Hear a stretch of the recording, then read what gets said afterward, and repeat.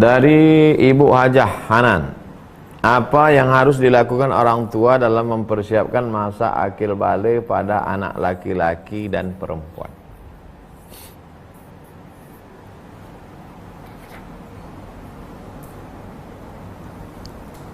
Muru auladakum bis shalah, suruh anak kamu salat wahum abna'u sab'a sinin, ketika berumur 7 tahun. Jadi tak bisa anak itu tiba-tiba udah kelas 6 SD baru kita ceramahi dari A sampai Z. Tak bisa, tak begitu proses pendidikan dalam Islam, Bu. Proses pendidikan dalam Islam itu bertahap. Sebelum 7 tahun dia sudah hafal surat-surat pendek, Al-Fatihah, rukun salat. Ngajinya udah betul walaupun tak bisa baca. Gimana ngaji betul tak bisa baca? Karena dalam Islam orang itu nggak baca, tapi dengar suara. Bismillahirrahmanirrahim. Alhamdulillahi rabbil alamin.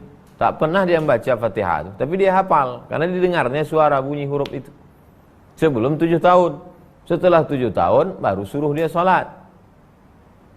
Wadribuhum fil ashrah, pukul dia kalau 10 tahun, 10 tahun kelas 5 SD. Kalau tak salat.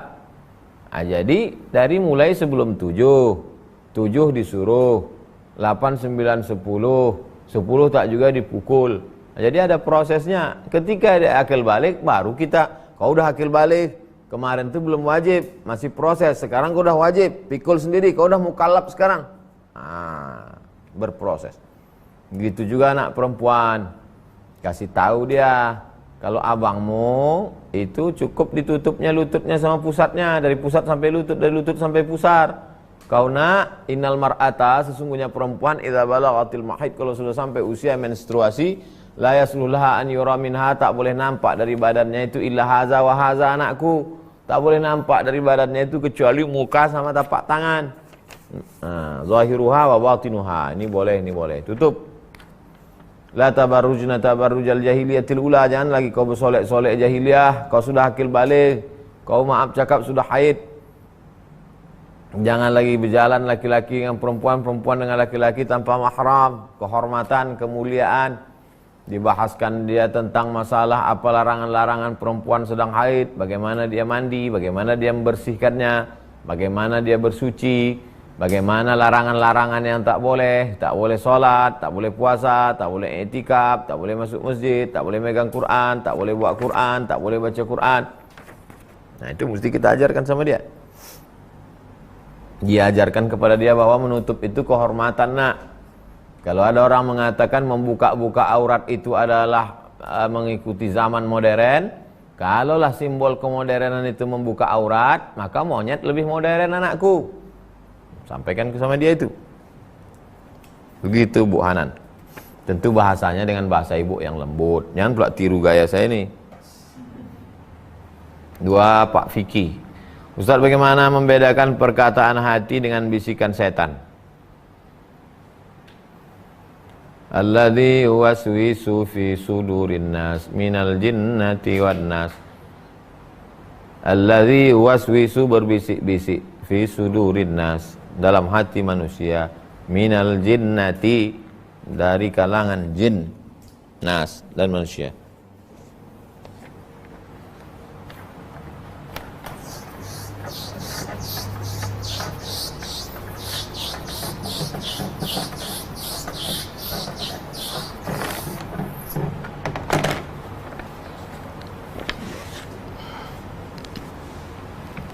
Ada namanya jantung, ada orang mengatakannya hati, ada dipakainya dua-dua namanya jantung hati. Ada bisikan dari setan namanya waswasah. Ada bisikan dari malaikat namanya ilham. Ada bisikan dari hati itu sendiri namanya khatara atau khawatir. Selalu orang pakai khawatir. Aku khawatir kali ini Pak Ustaz. Apa yang kau khawatirkan? Itulah saya khawatir. Khawatir itu artinya lintasan. Khawatir, lintasan, khatara. Khawatir, lintasan-lintasan dalam hati. Bagaimana cara kita membedakannya bahwa itu lintasan hati atau bisikan setan, atau ilham dari malaikat. Cuma cara kita membedakannya? Cara membedakannya begini.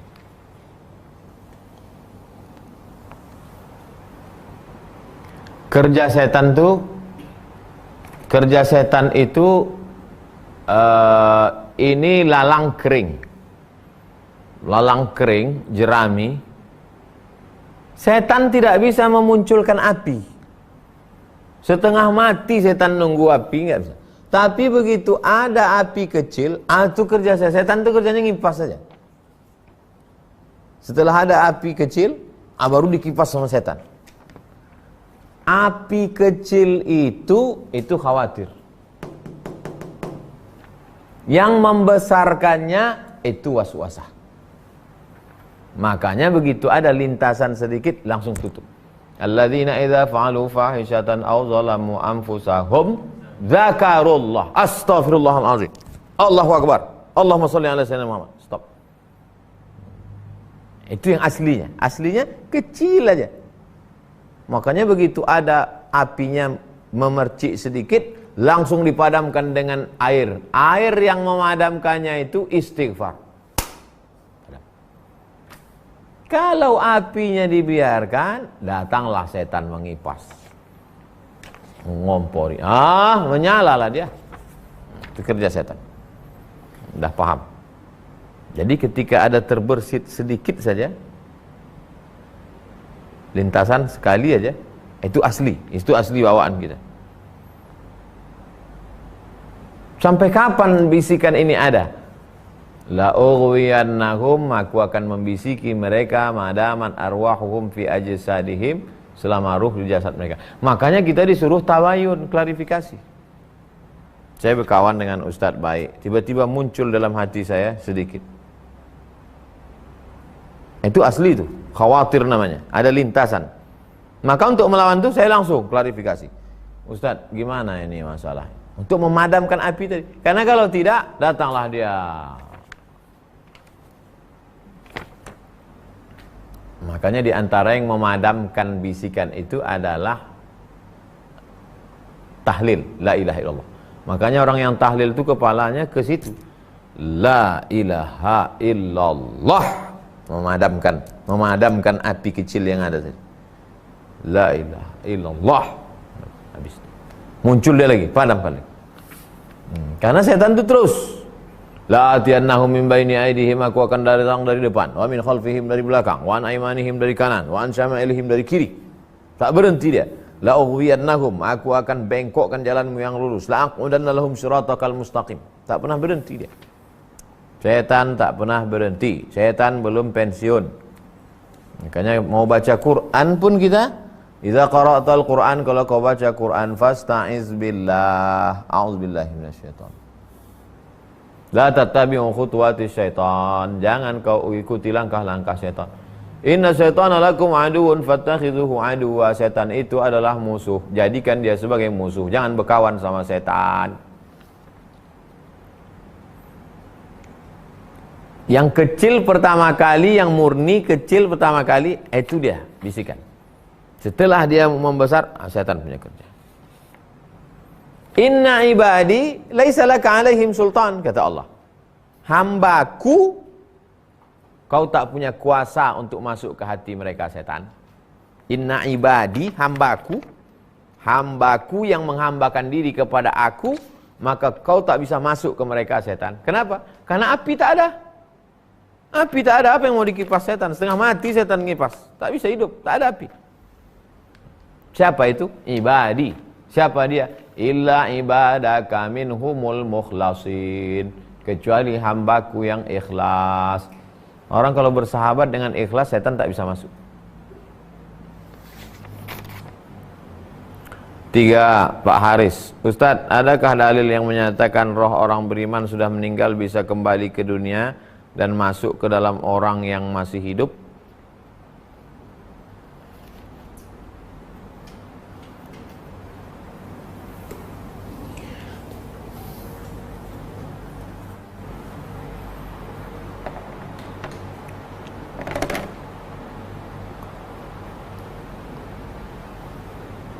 Yang selalu mendampingi manusia ini, jin yang selalu berbisik-bisik tadi namanya nuqayyid lahu syaitanan fahuwa lahu qarin.